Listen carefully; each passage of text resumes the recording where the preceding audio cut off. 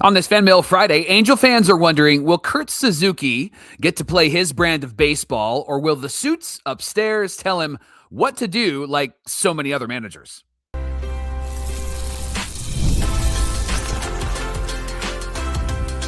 You are Locked On Angels, your daily Los Angeles Angels podcast. Part of the Locked On Podcast Network, your team every day. Thanks for making Locked On Angels your first listen of the day, part of the Locked On Podcast Network, where it's your team every day, and the #1 sports podcast network in all the land. We appreciate you being here for this Fanmail Friday edition of Locked On Angels. You've got the Frisch brothers here with you, a.k.a. the Super Halo Bros. My name is John, and that's my brother Mike. And my name is Mike, and that's my brother John. In case you haven't figured it out yet, we're back to 5 times a week talking about your favorite team, hoping that you'll leave here a more informed fan, a smarter Angels fan, and that you'll be able to talk Angels with the passion and knowledge that you deserve. On today's show, we're answering your questions. So many questions that I think that we're going to need to do like a follow-up episode, Mike, because we had a ton. But who's due for a breakout on the Angels roster? What's the record look like for this team if they stay fully healthy? But first, Mike, will Kurt Suzuki actually get the chance to manage and do his thing in 2026? Let's go to our first question. Yeah, Lawrence from the Everydayer Club texted, and this was the question. Do you think Suzuki will play small ball, and then in parentheses, boring fundamental baseball? We got to put that on a shirt. We're getting that tattooed across our forehead. Or do you think Perry is going to tell him what to do? I'm hoping Suzuki will be a free thinker with his gut and knowledge of the game. John, give me your thoughts about what Kurt Suzuki will be able to do or won't be able to do. I think we have a lot of evidence for things are going to be different from last year. Now, how much either guy plays a role in that is going to be seen on the field, right? However, we know based on evidence that they picked up a bunch of guys whose contact rates are better than what they had last year. Now, does that mean that they're these elite hitters? No, but it means that they put the ball in play, and that's what the Angels are emphasizing. Remember, before the 2025 season, the Angels needed some slugging. So what did they do? They went all in on slugging. They added Jorge Soler. They emphasized that in their hitting approach. Obviously, they hit a bunch of home runs, but that was about it. It certainly didn't help them win a whole lot of games. Also, Mike, we have to think about what like Nolan Schanuel has said. Hey, they're telling me to increase my bat speed. Christian Moore said, hey, I've been working with Brady Anderson to work on contact. And so I think that there's little bits and pieces of evidence there that the things that I think Angel fans are hoping will be emphasized in 2026. And, you know, Kurt says all the right things. He talked to AM 830 the other day, and Inside Halos had a nice little rundown of what he had to say. And he said, you know, the little details are what you do to put wins on the board. And if we can get guys to buy into our messaging, we feel like we have a good chance. Obviously, you want to hear that from your manager, and that's nothing new. However, I think if you look at the kinds of guys they picked up, the things that the players have already said that they've been working on, I think that that's going to go a long way for the kind of brand of baseball that we want to see. Kurt Suzuki, you know, over his 16-year career, 14, 16, 17, I think. It's just a long career, Something right? like that. Yeah. He came up in an era that, you know, there was some good ball being played. And in fact, he came up in the era where the Angels were really good, and he was part of the A's when they were really good. And then he was with the Twins, and he was also with the Nationals and won a World Series, right? And then he finished his career with us.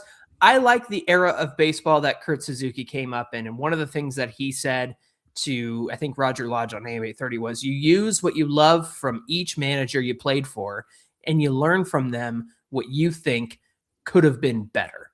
And so if you think about who he's played for and played with over the years, he's got a lot of sway, in my opinion. Now, is Perry going to have his input on how things go on the field?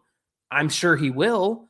And his input, Mike, is the roster that he's put together. Perry's input is, hey, we know that Vaughn Grissom hasn't been in the league since 2024, and when he last was, he wasn't very good. But his contact rate is really good, and we need to emphasize contact because we had way too many strikeouts and way too many home runs last year. And so, again, I think you just look at the evidence of what's there. Whether Suzuki gets to be the free thinker and use his gut and knowledge in the game, I think that's TBD, and it's going to be what we see on the field. However, the Angels like to panic, and specifically Perry Manoah likes to panic. And so he brings in Ron Washington to do his thing. By all accounts, things are going pretty good. They just didn't have a very good roster, and a lot of the young guys were learning in 2024. So he panics and emphasizes power. I think this year, Perry Manoah won't interfere until it's time for him to panic. And what is the panic button? I'm not sure yet. Maybe they hit 10 home runs as a team by May or June, I should say. Then he's going to panic and want to change things. So I say all that because there's enough evidence there to suggest that Kurt Suzuki will be able to do his thing during the game. Yeah. Can I take it back just for a moment? I know we have a lot of new everydayers. Take that, rewind it back. And I know we have a lot of new people that watch Locked On Angels, listen to Locked On Angels. The reason for this question from Lawrence, and I appreciate it, is there was a big controversy when Joe Maddon was here, and that he didn't have the flexibility to really manage the team. He had to manage it really close to what Perry Manoah and Alex Taman wanted, who was the assistant general manager. And he wrote a book about it. And I think he may have heightened it a little bit because you want to sell books. It doesn't mean that it wasn't true, but I think he heightened it a little bit. I think, John, and I'm just speculating here, but I think that after he was gone, Joe Maddon was gone, I think that with Phil Nevin, there was some emphasis from the front office. But once Ron Washington got here, I think that there was some synergy. And what I mean by that is I think that Perry built a roster that he and Ron talked through, that Ron could work with, that maybe fit Ron Washington's philosophy and style, not completely, but in some ways fit what he wanted to do. We saw in year one, it didn't work out the way that he wanted it to work out. But John, I would argue that if Ron didn't have the health issues, the Angels would have been a much better team last year simply with him on the bench rather than Ray Montgomery. I think Ray Montgomery was a robot or a puppet for Perry Manoah and only did what Perry told him to do, because I don't think Ray is a great manager at all. And he proved that in some of the decisions that he made. I don't think he was completely pointless when he was on the bench, but I don't think that he was helpful for this team. But when it comes to Ron Washington, he had this team close to 500 before he had the health issues. And I think this team would have finished close to 500. In fact, that was my contention at the beginning of last year. I thought that was the lid for them. I thought that they could at least get to 80 wins. And with Ron as the manager, they were looking like they were on that trajectory. So I think that this idea of will Kurt be able to be Kurt and not have the front office interfering, I think that that is something that happened 4 managers ago. I don't think that that is continuing to happen, especially with Ron Washington, but now with Kurt Suzuki, who knows Perry Manoah, works with Perry Manoah, understands the philosophy of Perry Manoah. And I think with Kurt Suzuki, given just a 1-year contract and Perry Manoah on a 1-year contract, I think that there's going to be this confidence in, we know what we're doing. We are going to work really well together, and we're going to go out there to prove ourselves because we want an extension to our contracts. And so I think that there is going to be a lot more freedom. Now, will it be boring, fundamental baseball? It seems to be, from Kurt Suzuki's mouth, it seems to be that he's hinting in that direction. He did say, if we can get the guys to buy into our messaging, we really feel like we have a good chance. And it sounds like the messaging is going to be a bit different than it was last year, which of course is really good news. Yeah. And you wonder, when you talk about boring fundamental baseball, it's moving runners over, it's getting the sacrifice fly, driving in the run, and doing the little things on the field that add up, right? It's not what you do on the show, on the MLB The Show, right? In MLB The Show, you're trying to crank a home run and you're trying to hit as hard as you can. In real baseball, the best kind of baseball is when you are stealing bags, moving runners over, bunting over, taking a walk, sacrifice fly, making contact. And that's what they have built, not in the money-making sort of area. They got a bunch of players that have done that in their history and have done that to some success in their history. If they can all put it together and do it together, then perhaps there is going to be some success for the Angels this season. Mike, Jackson Clements, reached out to us, I think, on all of our social platforms. So this is a very important question. Jackson wants to know. Yes. Do you agree with me, or am I just a straight sicko?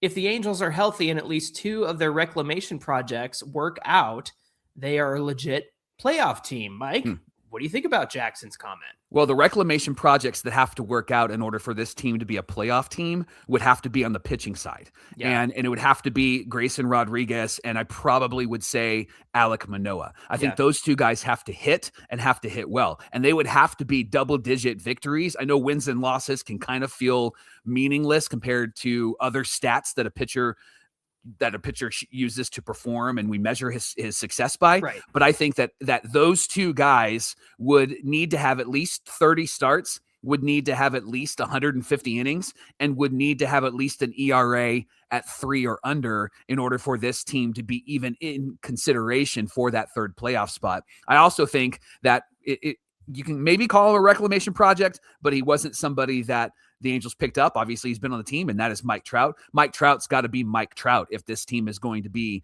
in any sort of playoff conversation. And Logan O'Hoppy's got to be what he was 2 years ago, and everybody's got to raise their game. Christian Moore's got to raise their game. And so if the team can raise their game and the 2 reclamation projects, 2 starting pitchers, in my opinion, can end up being really, really good, then I don't think it's too far-fetched to think that this team could be in a competitive, sniffing that 3rd playoff spot, wild card spot. I don't think it's too far-fetched.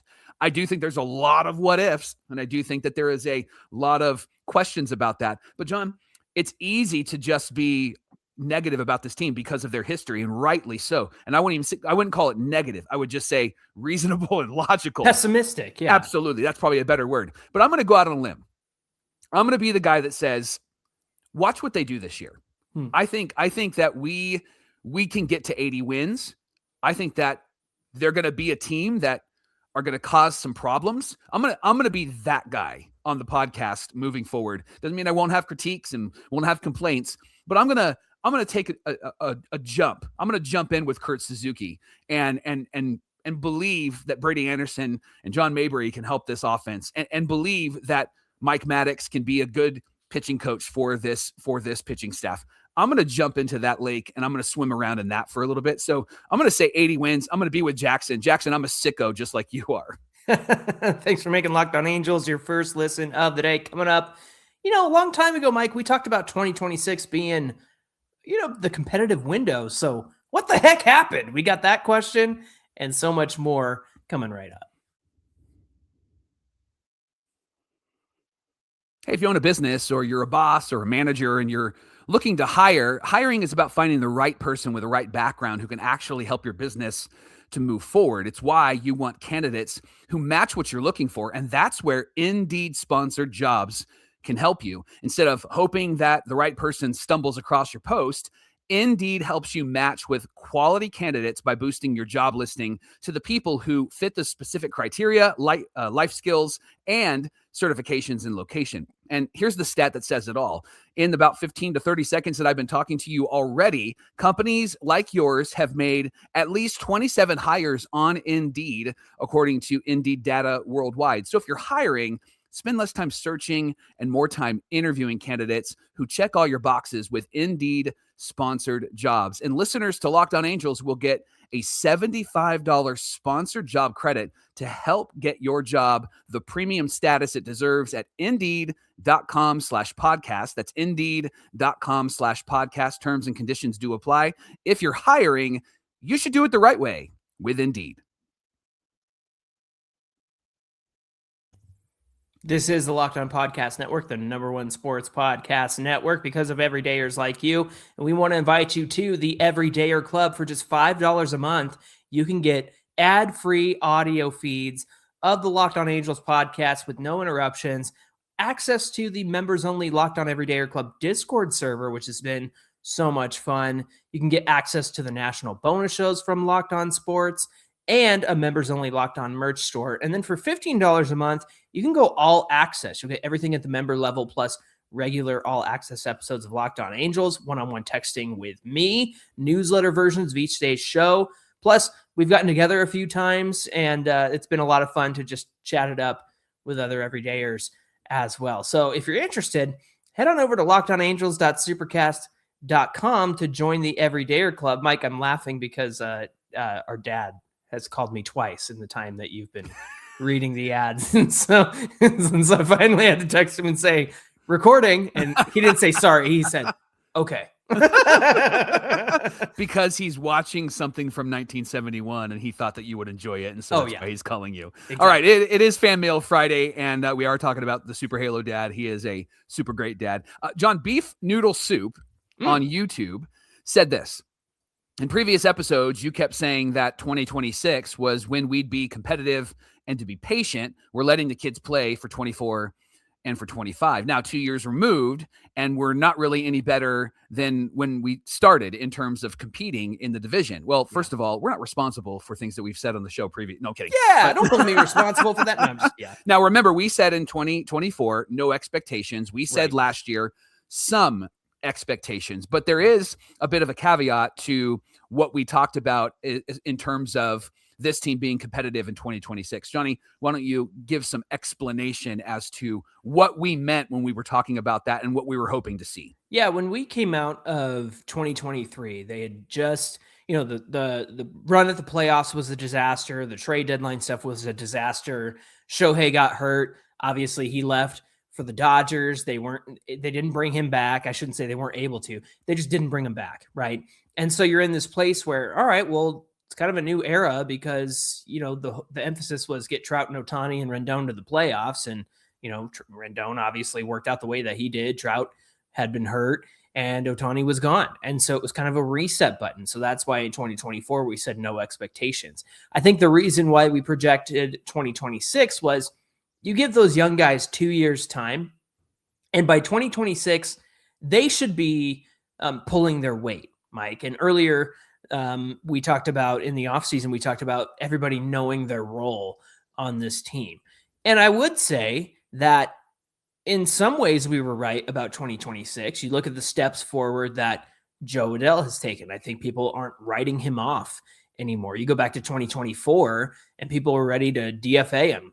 The beginning of last season, they wanted to DFA him in favor of Kyron Paris, right? And so now you know what you have with Joe Adell. You're starting to know what you have with Nolan Schanuel. And I think Nolan Schanuel slowly gets better and better each year.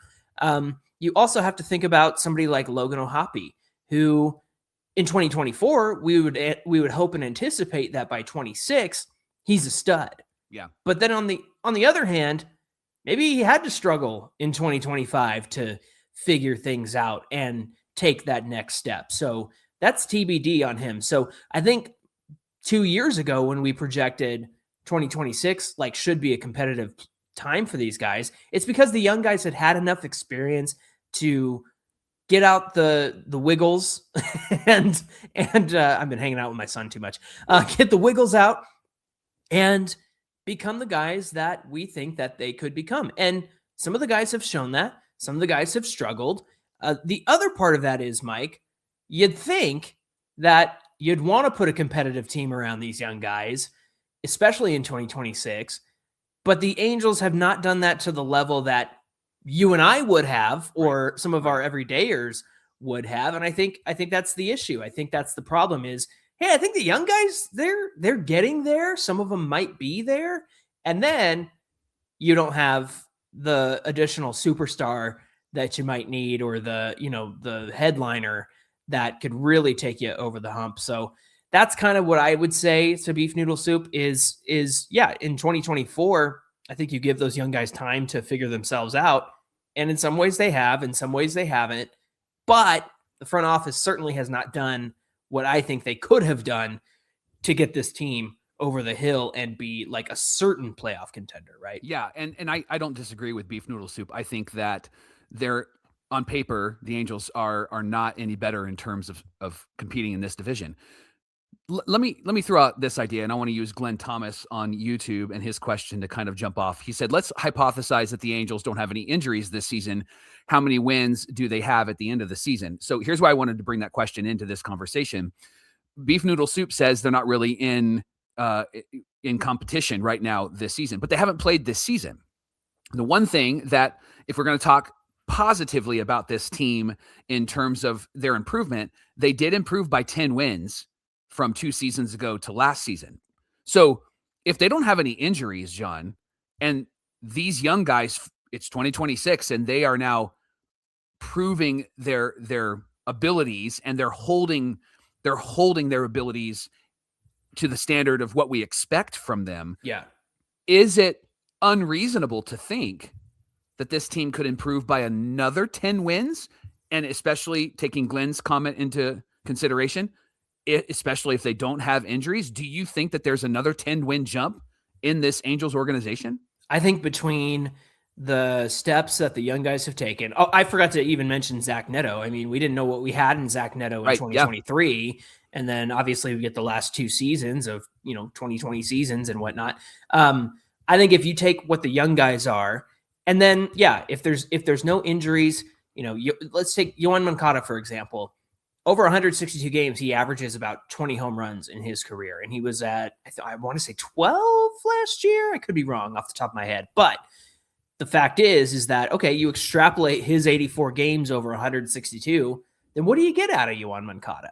And maybe it is 20 home runs. Maybe it's 50 more strikeouts. You know what I'm saying? And so there's a lot of factors in what does a full stretched out 162 season look like for some of these guys like Kirby Yates and Jordan Romano and some of the bullpen pieces that they've added. Robert Stevenson, can we please have him for at least half the season? And in Glenn's situation, the full season? I think that's really what it comes down to. Obviously, realistically, none of these guys are going to stay fully healthy for the full season, but I keep going back. I really feel like that the veteran experience of these guys is going to mean something. And I'm talking specifically about the bullpen. I think it's going to mean something, and it's going to have a significant impact. And again, if Kirby Yates is 70% of what he used to be when he was a dominant Padres closer, then that's an improvement. And so I think that earns you a win in that 10-win swing, right? Yeah. That earns you an extra win in that direction. I think if Jordan Romano is, 70% of what he was with the Blue Jays, then that pushes you one win in the right direction. Is it wins towards getting into the playoffs? That I'm not sure of. But in terms of where the Angels are at, 72 and 90, then I think a 70% Jordan Romano gets you one win toward that 10-game improvement. So we'll see. But again, health and factors. I mean, who could have seen even Ron Washington having a health issue last year? Yeah. Like, you just don't know what's going to come out of the woodwork and surprise you along the way. Yeah, and Kenny Curtis is thinking along our line of thinking as he's talking about this team. He said that this is a 75-win team. There's a lot of ifs on this team. Sure. He said, I'd feel better with a third proven starter. Yeah, we would too. Zach Gallen is somebody that has been thrown out there. He said, right now, I really feel like we only have 2 proven starters. And you're not wrong, Ken. You're not wrong at all. And I'm not being optimistic to be an Angel fan at spring training to drink the hopium. I'm just thinking in terms of optimism, like if things hit, that this could really be great. But I won't be surprised if things don't hit, because that seems to be what the Angels have been the last 10 to 15 years. Can I get into semantics a little bit? I think it's the idea of proven starter.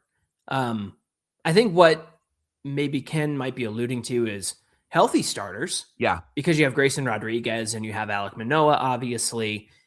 Mike, they have two proven starters in Soriano and Yusei Kikuchi. I think they have a proven starter in Reed Detmers because he did it for 4 years before he stepped out of that role for the bullpen. And you go back to his 2022, he was a stud. And so Grayson Rodriguez has a track record. He's just been hurt. Yeah. Alek Manoah has a track record. I'm iffy on Manoah just because of the control issues. Yep. I want to see the command come back. Apparently, he's down to the weight he was when he was real, real good. So we'll see what happens there. However, when you say proven, these guys have done it before and in a full season. And so I guess what I'm trying to say is, like, these guys are capable. They can do it. How well they do it, that's the if in between there.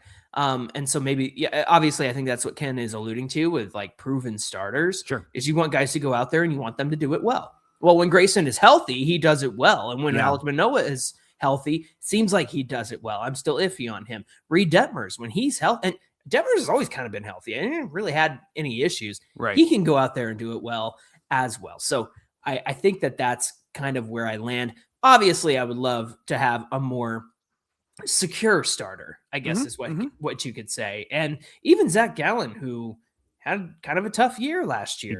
He's got a proven track record.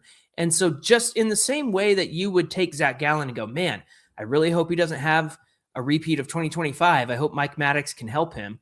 Well, take that logic and apply it to, man, I really hope Jose Soriano can be good and Mike Maddux can help him this year. I really hope Reed Detmers can be good this year and Mike Maddux can help him. I think for any starter that comes this way, and in particular Zach Gallen, I think you got to apply the same logic of, yeah, he wasn't great last year either, and you hope that he can be good. And the same thing with Grayson Rodriguez. You hope that he can be good. You hope that that same logic applies and that Mike Maddux can help him. It's tax season, and TurboTax is making it really easy for you to just hand things off and move on with your day. With TurboTax Full Service, you can have your taxes done by a trusted local expert, start to finish, without the stress or the guesswork. Instead of spending hours trying to figure out forms, you can meet with a local TurboTax expert in person or connect online, hand everything over to them from W-2s to self-employed forms, and they're going to work to get you every deduction. You can upload your tax documents, you can go about your day and get updates in the TurboTax app. It's a huge time saver. It gives you real peace of mind knowing that an expert is handling everything for you. And for a limited time, you can have your taxes done by a local TurboTax expert for just $150, all in if a TurboTax expert didn't file for you last year. Just file by February 28th. Take taxes off your plate. Get back to your life. Visit turbotax.com/local to book your appointment today. Mike, we had a question I was really excited to answer from Halo Diehards Burner on Twitter. Said, who's the most likely candidate this upcoming season to break out? Basically someone like Neto or Adele who have broken out these past few years. I'm going to kind of throw a curveball, no pun intended. Okay. I'm going to say it's going to be Ryan Zefferjon. And that's based purely on Stuff Plus. If you go on Fangraphs, you can look up a pitcher's Stuff Plus. And what it does is it measures essentially the nastiness of a pitch based on velo, spin rate, horizontal movement, vertical movement, drop, sweep, ride, all the nerd terms you hear. Mike, he has a 118 Stuff Plus on his four-seam fastball.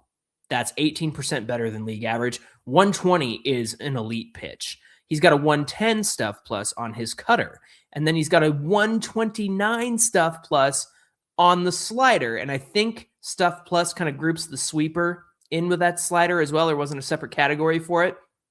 And so I also want to point you to, if you're on the video side, his Baseball Savant page. Everything that's red there is real good. But you see what the problem is?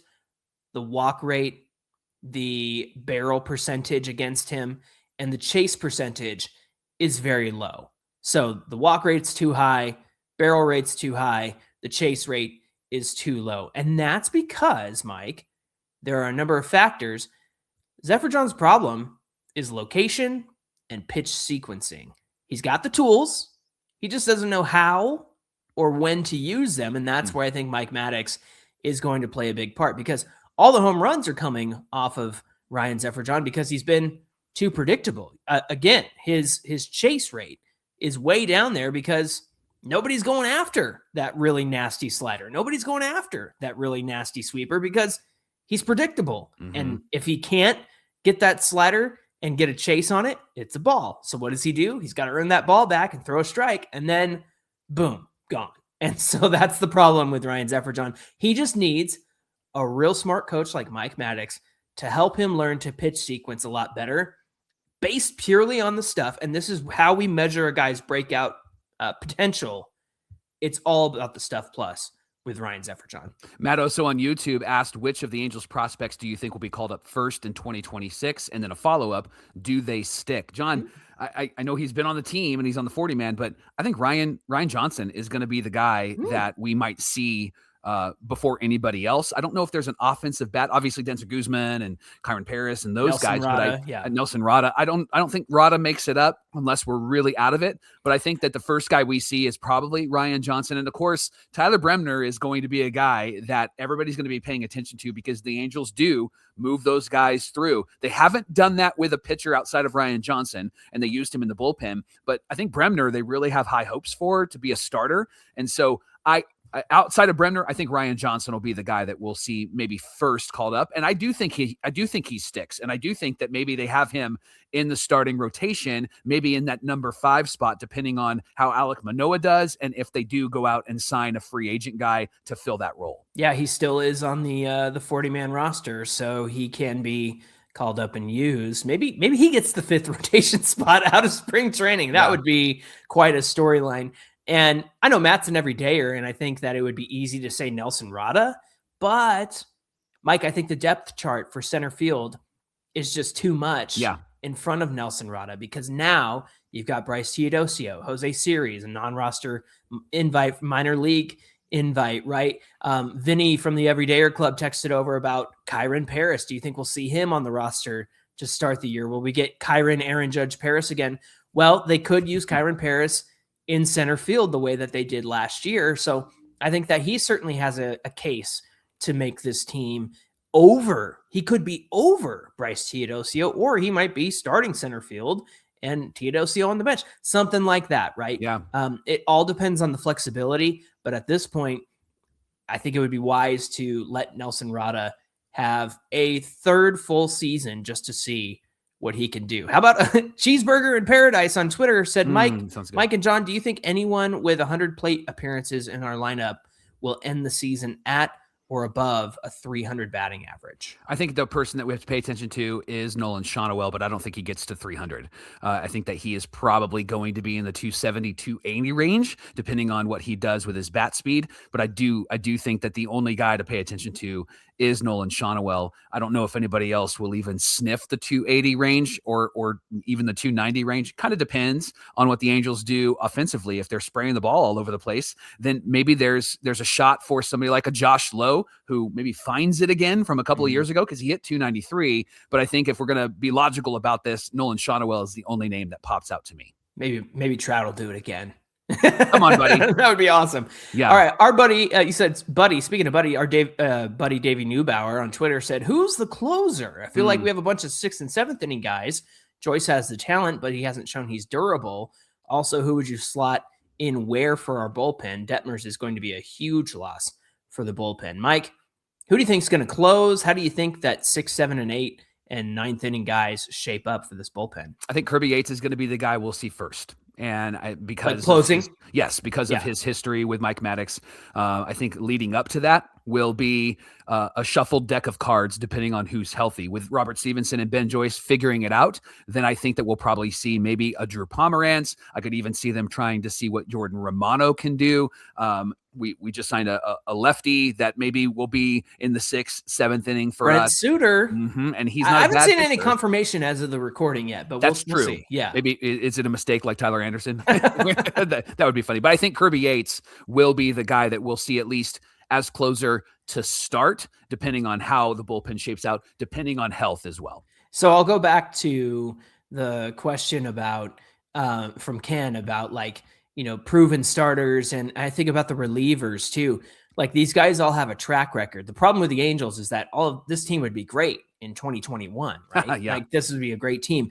But I think that I'll take the veteran experience. I'll take what they have to offer. And if their performance isn't elite Kirby Yates, if it's not elite Jordan Romano, like I'm still going to take that over, an inexperienced new guy who just can't seem to put it all together. I think in that sense, like that's the effort they're putting forth in terms of trying to make this team competitive. It's just a lot of questions, a lot of ifs, and you really hope that what these guys have to offer is valuable on the field, both in experience and what they're able to share with the young guys on the team. Thanks for making Locked On Angels your first listen of the day. Please join the Everydayer Club. We're having a blast with you. We would love for you to be a part of it. 2 tiers. One is for $5 a month. The other is for $15 a month. And there's a lot of perks to being a part of the Everydayer Club. You can go to lockedonangels.supercast.com or click the link in the show notes to learn more. Hey, be sure you give us a follow on Twitter at Locked On Angels and at Super Halo Bros on Twitter, Instagram, and TikTok. Whether you're watching or listening, come on over to YouTube. Get in the comments section, hit that like button while you're there, and that subscribe button. YouTube, it's being a little finicky these days, so make sure you're subscribed so you don't miss an episode of Locked On Angels. Mike, they announced the 9 Angels who are going to be in the World Baseball Classic. You want to talk about that on Monday? Let's talk about that on Monday because I would love to see our Angels perform. I'm really excited that Matthew Lugo is actually going to be in the World Baseball Classic. Obviously, Yusei Kikuchi. We're going to talk about all the players, and then we're going to track them through the WBC. So we'll talk spring training here on Locked On Angels, but we'll also talk the WBC. We're going to be rooting for our Angels, obviously rooting for Team USA. Going to be a fun conversation. But we'll talk about those players that are playing from the Angels in the WBC on Monday on Locked On Angels. All right, looking forward to that conversation. We hope you'll come back and join us for that. Until then, my name is John, and that's my brother Mike. And my name is Mike, and that's my brother John. All right, all you sickos who love this team and all the everydayers who love to watch and listen, thank you for all your questions. Thank you, and have a great weekend, and we'll see you back here on Monday. Hey, John, it's Dad. I was watching this Neil Diamond video. I'm going to send it to you. It's from 1971. So good.